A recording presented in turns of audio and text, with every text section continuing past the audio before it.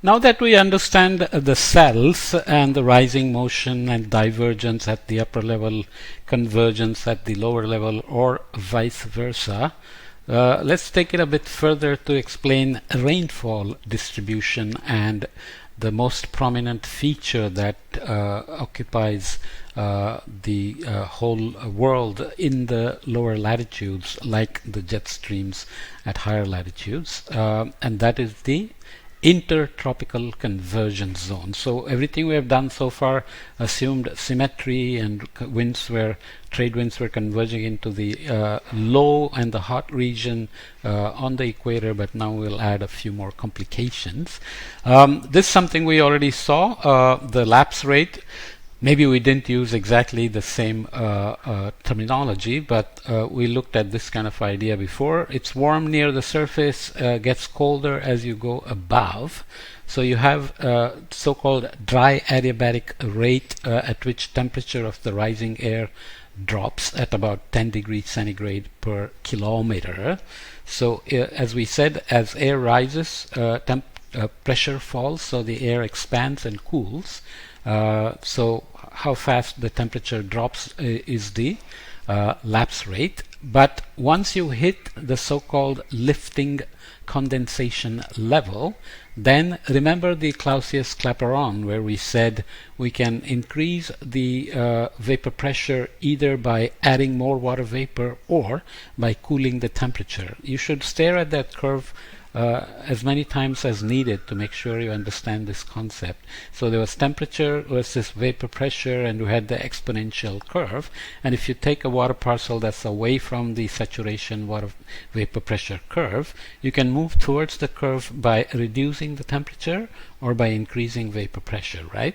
So here we are lifting air parcel from near the surface where it's not saturated, but it has water vapor in it. As it rises, it expands and cools, so you are cooling the temperature and moving it towards saturation curve.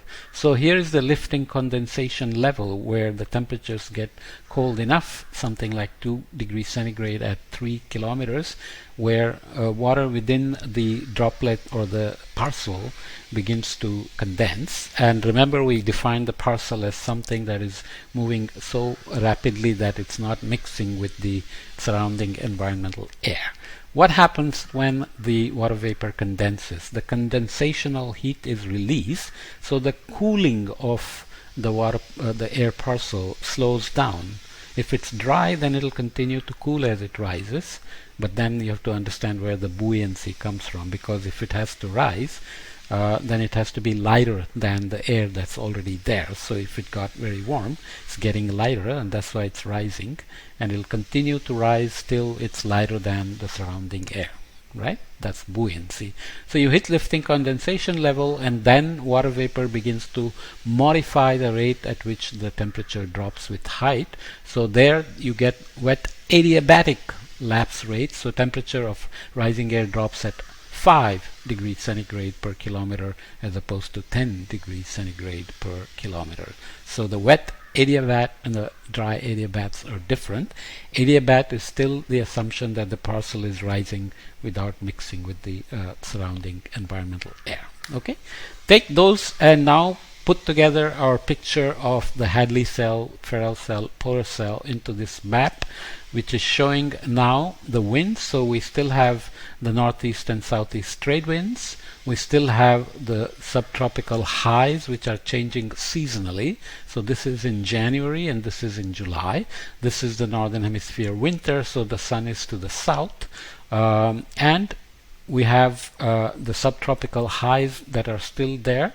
So on the ocean, where remember the Hadley cell is rising, where there is warm air rising and convergence of trade winds. So that is the ITCZ, except now instead of the zonal mean meridional picture, we have opened it up and we are looking at what we called before the zonal asymmetries. So the distribution in the longitudinal direction, which is the zonal direction, latitudinal direction, which is the meridional direction. It's not uniform in the longitudinal direction. That's what we call asymmetry. If you're mathematical, then take any quantity and derive and take a derivative with respect to x, where x is the longitudinal direction. That gradient is not zero, then you have asymmetries in the longitudinal direction. So there is a seasonal waxing and waning of the subtropical high and the subpolar low. Why? Because as the sun moves north-south, the trade winds get stronger and weaker, and the convergence region moves approximately with the sun. So if the sun is to the south, you can see that the convergence zone here is way to the south of the equator, and there is reasons why it remains to the north of the equator in these two places here. For example, it's on land, it's digressing quite further because the heat content of the land, the rate at which land warms and cools as the sun is overhead or not, is much more rapid than the ocean. So you expect the ITCZ to be largely in the southern hemisphere with the sun, which we see here in a simplistic way. There are more details which we are not getting into. When the convergence zone moves south, now the rising air and the sinking air in the Hadley cell also change. So if the convergence has moved south, the rising and sinking is stronger to the south than to the north. So go back to the Hadley cell and think about moving that convergence zone. So you can see that the subtropical high is stronger in the southern hemisphere in the winter season when the sun is overhead and the ITCZ has been pulled south because the heating and the convergence is pulled south. So the subtropical highs in the northern hemisphere have shrunk and become weaker, where except over land where Himalayan glaciers, Siberian snow, Eurasian snow, and so on make for high reflectivity in the winter, very cold temperatures and very high pressure. So you have a Siberian high there. Whereas in the boreal summer month, when the sun moves to the north, northern land is going to get warmer, northern ocean is going to get warmer. Trade winds are going to now converge into the ITCZ, which has followed the sun approximately and is to the north. You can see this has gone way north over here. Again, there are details. This is the monsoon, that is convergence zone over land, but you can look at the ocean. So these large changes in the ITCZ with the sun are important also to change the strength of the anticyclone, the cyclone in the seasons, and so on. So the Southern Ocean, on the other hand, is very different. It is a channel, so the winds are going around and round. We will see the consequence on the ocean later on. So you can see that the polar front here and here are very different because the land distribution here and the ocean land contrasts make for very different distribution of pressure centers as opposed to the southern hemisphere, where there is almost uniform high pressure here, which has got seasonal waxing and waning as well, but the subpolar low is not so obvious as it is over here. Okay, so the semi-permanent pressure systems, as they are called, are the polar subpolar lows and the subtropical highs in both hemispheres, and then the ITCZ is moving north and south. The asymmetry of the ITCZ used to be always blamed on the fact that there is more land on in the northern hemisphere. Land warms faster, so ITCZ can be in the warm hemisphere, but it turns out that it's a bit more complicated because the ocean is also moving energy, as we will see later. So the ocean moves energy from the colder hemisphere into the northern hemisphere because of the ocean circulation that we will study later on in this chapter. And to balance the energy, atmosphere moves the energy back south across the equator, and that makes the ITCZ the energy equator, so it moves to the northern hemisphere to balance the ocean heat transport.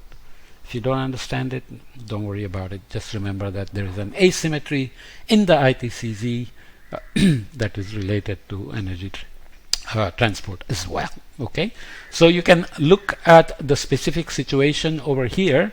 You can see that the winds here are like northeast trade winds during the boreal winter months, because the land is colder, ocean is warmer, and lower pressure, higher pressure. So winds are going from higher pressure to lower pressure southward. So Coriolis is doing its thing and creating northeasterly trade wind like winds called northeast monsoon over India. But during the summer, land is warming, lower pressure than the ocean, so high pressure, low pressure in a simplistic sense. So winds again want to go from high pressure to low pressure. Coriolis is again tilting to the left in the southern hemisphere. They cross the equator, so the winds are again being tilted to the right in the northern hemisphere. So northward winds with the pressure gradient are being moved to become southwesterly. So they're going from the southwest towards the northeast. So these are southwesterly monsoons in the summer, northeasterly monsoons in the winter, which is seen much more clearly here. Winter monsoon, high pressure, wind direction is from the land onto the ocean. Some regions here get rain during the boreal fall winter months. During the summer, there is low pressure, high pressure over the ocean, so wind is coming from high pressure to low pressure with Coriolis, and then there are additional factors which are swinging them around. So you have southwesterly winds and southwest monsoon over India during the boreal summer months. So you can see there are different kinds of clouds involved in the whole process as well. I won't go into the details. Cumulonimbus are the tall, deep convection clouds in the tropics. There are also cumulus clouds, which are not rain clouds. There are stratocumulus clouds, which are not as loaded with water droplets as the cumulus clouds. Stratus, there are stratus clouds, low clouds, stratocumulus clouds, nimbostratus, altostratus, and so on. These matter in terms of how much solar radiation they allow in and how much outgoing long wave they trap. So that affects the budget and global warming as well. Okay, so this is the distribution of rain you get. So here is the ITCZ with Amazon rain and the ITCZ over the Atlantic Ocean, rain over Central Africa, the monsoon. So this is annual mean. So you can see that the monsoon, summer monsoon, winter ITCZ, summer ITCZ have all been averaged here. So you get this kind of a split structure. Maybe I'm wrong. Maybe this is for, yeah, this is annual mean precipitation. And the northern regions where we had the convergence between the polar cell and the so the Ferrel cell, where we said there is a polar front that creates rain.